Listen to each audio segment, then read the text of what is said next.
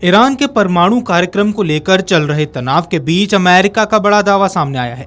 इसके तहत कहा गया है कि अमेरिका को नई खुफिया जानकारी मिली है, जिससे संकेत मिलता है कि इजराइल ईरान के परमाणु ठिकानों पर सैन्य हमले की तैयारी कर रहा है। इजराइल जल्द ही ईरान पर हमला कर सकता है। इजरायली सेना का मानना है कि इजराइल को तेजी से आगे बढ़ना होगा और यह अभियान एक बार का हमला नहीं होगा, बल्कि सप्ताह भर लंबा हो सकता है। नेतन्याहू इसके लिए मौके का इंतजार कर रहे हैं। इजराइल ने ईरान के ऊपर हमले की तैयारियां भी तेज कर दी हैं। सूत्रों के हवाले से बताया गया है कि अगर ईरान के परमाणु कार्यक्रम को लेकर अमेरिका और तेहरान के बीच चल रही बातचीत विफल हो जाती है तो इजराइल ईरान पर तुरंत हमला कर सकता है। इजराइल खुफिया को लगता है कि वार्ता जल्द ही विफल हो सकती है। सबसे पहले उन्हें यही लगता है कि समझौता होने वाला है। उन्होंने बताया कि प्रधानमंत्री बेंजामिन नेतन्याहू मौके का इंतजार कर रहे हैं। सूत्रों के हवाले से ये बताया गया है कि नेतन्याहू परमाणु वार्ता के विफल होने का इंतजार कर रहे हैं और फिलहाल ट्रंप वार्ता को लेकर निराश होंगे और उन्हें आगे बढ़ने देने के लिए तैयार रहेंगे। सूत्रों में से एक ने बताया कि इजरायली सेना का मानना है कि अगर वार्ता सफल नहीं होगी तो इजराइल को तेजी से आगे बढ़ना होगा। हालांकि उन्होंने ये नहीं बताया कि आईडीएफ के ऐसे सोचने के पीछे वजह क्या है। वहीं मीडिया रिपोर्ट्स की माने तो इजराइल ईरान के परमाणु सुविधाओं पर संभावित हमले की तैयारी कर रहा है। ये भी कहा जा रहा है कि हमले के लिए एक सप्ताह तक चलने वाले अभियान की आवश्यकता होगी और ये एक बार का हमला नहीं होने वाला है। गौरतलब है कि अमेरिका और ईरान के बीच चल रही परमाणु वार्ता का कोई नतीजा निकलता नहीं आ रहा है।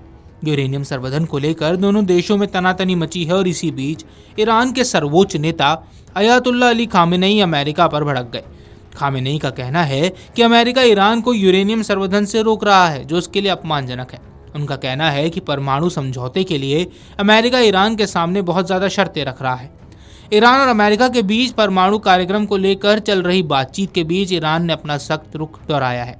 बुधवार को ईरान के विदेश मंत्री अब्बास अराक्ची ने कहा कि हम यूरेनियम संवर्धन कभी नहीं रोकेंगे, चाहे समझौता हो या नहीं। बता दें कि अराक्ची ये बयान ऐसे समय पर दे रहे हैं जो अमेरिका और ईरान के बीच नए दौर की अप्रत्यक्ष वार्ता की तैयारी हो रही है। अब तक कई दौर की बातचीत हो चुकी है, लेकिन कोई ठोस समझौता नहीं हुआ है। मामले में अमेरिका चाहता है कि ईरान यूरेनियम संवर्धन को पूरी तरह से छोड़ दे, लेकिन ईरान इसे अपना अधिकार मानता है। आपको बता दें कि अमेरिका से परमाणु वार्ता को लेकर चल रहे तनाव के बीच ईरान ने सख्त रुख अपनाते हुए कहा कि वह यूरेनियम संवर्धन को नहीं रुकेगा। विदेश मंत्री अराक्ची ने साफ कहा कि समझौता हो या नहीं, संवर्धन जारी रहेगा। अराक्ची ने आगे कहा कि उनकी सरकार अगले दौर की बातचीत में हिस्सा लेगी या नहीं, इस पर भी विचार चल रहा है। बताया जा रहा है कि शुक्रवार को रोम में ईरान और अमेरिका की 5वें दौर की अप्रत्यक्ष बातचीत हो सकती है। हालांकि दोनों देशों ने इसकी आधिकारिक पुष्टि अभी तक नहीं की है। हालांकि ईरान के सर्वोच्च नेता अयातुल्ला अली खामेनेई ने भी एक दिन पहले कहा था कि उन्हें नहीं लगता है कि अमेरिका से चल रही परमाणु बातचीत का कोई ठोस नतीजा निकलने वाला है। परमाणु कार्यक्रम को लेकर चल रहे तनाव के बीच अमेरिका का बड़ा दावा भी सामने आया, जिसके तहत अमेरिका की खुफिया जानकारी के अनुसार ऐसे संकेत मिले हैं कि इजराइल ईरान के परमाणु ठिकानों पर सैन्य हमले की तैयारी कर रहा है।